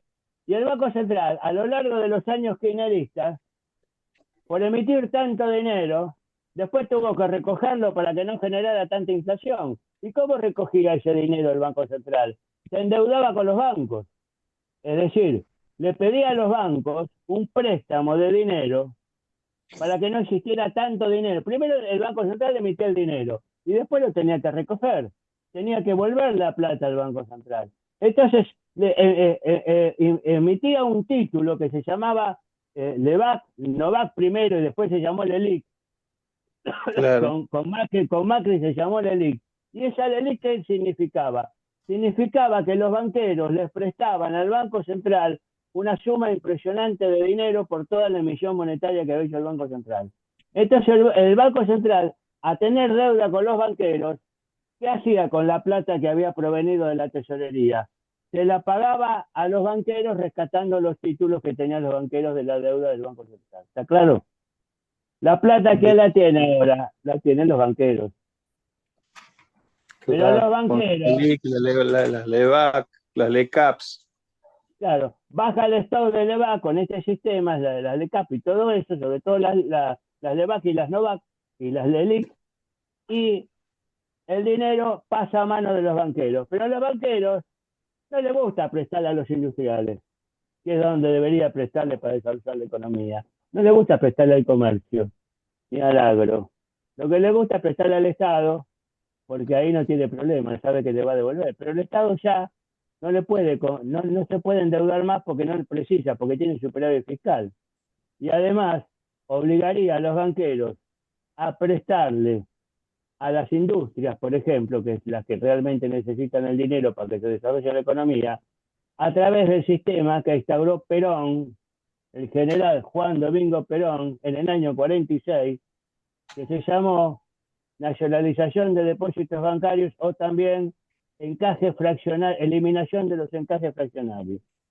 ¿Qué significa nacionalización de depósitos bancarios? Como explicó el profe Cuarrachino, significa que los bancos ya no pueden prestarle dinero a quien se les antoja, sino a quien se le antoja al Banco Central de acuerdo a un plan económico establecido, no por el Banco Central, sino por el Ministerio de Economía, porque cada vez que el Banco Central interviene en la economía por cuenta propia hace desastre, como ya lo demostró la historia argentina. Entonces es el Ministerio de Economía, con anuencia del presidente de la Nación, que es el funcionario público que ha votado la gente, quien establezca de qué manera se va a desarrollar la economía. Entonces el crédito va a la industria, que es lo que está más desprotegido desde el 24 de marzo del 76 para acá. El crédito, los bancos están obligados a prestárselo a la industria a través de este sistema. Los bancos se convierten ya no en cobradores de interés, sino en cajas recaudadoras por cuenta y orden del Banco Central. Entonces es el Banco Central el que decide a dónde va la plata. Y ahí se cierra el circuito, señores. Se desarrolla la economía sin necesidad de empobrecer y de hambrear a la gente. Y al mismo tiempo se paga la deuda. Para que aprenda Milei cómo se puede pagar la deuda sin necesidad de cagarle la vida a la gente. Discúlpeme la expresión, pero realmente a veces uno se pone caliente con esto. ¿Está claro, Eduardo? Excelente, excelente, Carlos. Muy bien. Mejor Ahora sí, Carlos, anoté todo. Bueno, mirá que va el copyright, Alejandro. Ah, sí, obvio. Pero las puteadas no, Alejandro, es sacalas. Es muy Bueno, buena la charla, excelente, excelente la charla. bueno, gracias. Bueno, Muy Bueno, clarificadora, muy creo que clarificadora. Carlos, una pequeña duda que tiene a lo mejor o no que ver con esto. ¿Qué se sabe de los depósitos en oro que fueron llevados al exterior del Banco Central y cuál sería la motivación o la finalidad de esa maniobra? Bueno, ellos dicen que lo llevan como garantía para poder obtener préstamos garantizados por el oro. Pero fíjense, ¿a dónde llevan el oro? A Londres, a nuestro peor enemigo. Si eso no es traición a la patria, Eduardo, decime cómo se llama. No tiene otro nombre. No tiene Perfecto, otro nombre. estamos de acuerdo. En especial considerando que justamente esos países son los que determinan juntos el valor de ese metal o de ese Exacto. material. Exacto. Entonces Bueno, pero nunca ahora lo vamos a poder jueza esta pagar de ni va a Estados ser Unidos, garantía de nada, porque ellos son los que determinan su precio. Y a través de la deuda externa nos succionan la riqueza, por eso la deuda externa, para que no nos podamos levantar cabeza, para que no podamos desarrollar una industria que entre en competencia con ellos y además para que direccionemos dinero, que afectemos dinero para pagar la deuda y no afectemos dinero para desarrollar el país. Así siempre nos tienen con el pie encima. Esa es la realidad. Y de eso nadie habla, Eduardo. De eso en la televisión nadie habla. Solamente Claro. una de las pocas instituciones que denuncian ese problema es la Fundación Buenos Aires 21. A mí me interesaría, apenas esté disponible ese documento donde ustedes puntualizan de qué manera se podría solucionar el tema del pago de la deuda externa, tenerlo, acceder, porque me interesaría ir pasándolo, compartiéndolo. Lo busco, yo le voy a Pero, pedir para esto, lo tengo, se lo mando a José y José se lo manda por a favor, ustedes. por favor. Eduardo y Sí. Alejandro, mándenme en todo caso y Gladys el correo electrónico, así se los mando por Bueno, correo, porque bueno, Ese dale. a veces documento, son textos pesados para el celular, ¿viste? Perfecto. Bueno, Mándenme al WhatsApp ese el correo documento, electrónico y yo les mando, le voy a mandar los días perfecto. la exposición de Juan Carlos, estos documentos que no pudo presentar. Te hago una consulta. ¿La exposición de Juan Carlos quedó grabada? Sí, sí, sí, estaba, la Oh, tuvimos pero eso presente, estaría después no genial sé qué que pasó. nos mande de nuevo para repasarla una, dos, tres veces. Yo necesito asimilar ese conocimiento porque está muy buena la charla. Sí, sí, sí, sí. Y hacer lío acá en Salta con ese tema. Bueno, ese es otro tema que tenemos que Y hablar en otro sí, espacio. claro. Este, vamos a Ya, ver ya cuándo podemos hacer empiezan una de cualquier manera reunión. los líos, ¿eh? Ahí postearon que en San Miguel del Monte, en la transnacional esta Agrofina y la Agrobo, dice que los productores y los transportistas están autoconvocados reclamándoles el pago y la entrega de los granos. O sea que ya empieza a descomponerse el sistema para esto. Claro, eso es una parte. Después acá en Mirá, Salta lo que pasa, yo esta me es la imagino que en el última que resto del ya, país debe ser ya parecido. terminamos Lo el que tiempo. pasa acá, lo que pasa acá es que las empresas chicas de servicio al agro, que viven de hace muchísimos años, hace 20, 30 años haciendo servicio al agro, que hacen siembra, cosecha, etcétera, la cadena de pago está rota y se han visto en la obligación de despedir, si tenían 10 empleados, se han quedado con dos o tres. Eso está pasando, sucediendo ahora, ¿no? Y Claro, pero lo a que está pesar de que pasando ahora y se va a agravar es que ya ideológicamente están lo siguen pegándole, apoyando. le están pegando a los grandes, a las grandes empresas. Esta locura que Claro, está haciendo Milei ya no es afecta, no afecta a pequeña y mediana empresas, ya le está pegando a las grandes. Fíjense que hay claro, una guerra sorda entre el gobierno y Techín por el tema del acero. O sea, esta política de Milei no perdona, que no es de Milei, viene de otro lado. Milei es un simple peón ejecutor. Ya le va a pegar a todo, o sea, el que no, ni las grandes empresas se van a salvar de este desastre. Y que se está viendo acá, que un tipo Sí, como por eso digo que va a ser seguramente, y ojalá que estemos equivocados todos, pero creo que esto va a ser peor que el 2001. Sí, mirá, y yo bueno, lo puedo mencionar. Creo que El tema sí. acá que es que no aprendimos nada en principio, porque hay que generar. El 2001 nos agarró a todos, digamos, desorganizados. Ahora pasaron ya más de 20 años y seguimos desorganizados. No se ha armado, claro. salvo estos planes que menciona Carlos, nadie está pensando en cómo salir de este desastre. Y ahora se viene la reglamentación del RIGI y ahí hay un enfrentamiento entre Funes de Rioja, que es la UIA, y la otra parte que son las pymes.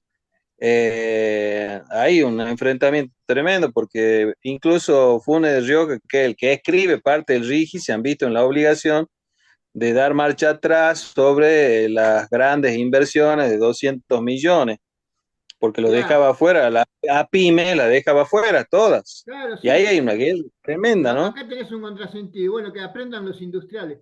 La Unión Industrial Argentina, no sé cuántos años lleva este hombre siendo presidente de la Unión Industrial Argentina. Y no es empresario, es Ese hijo de abogado. mil puta, Es perdón, ¿no? abogado.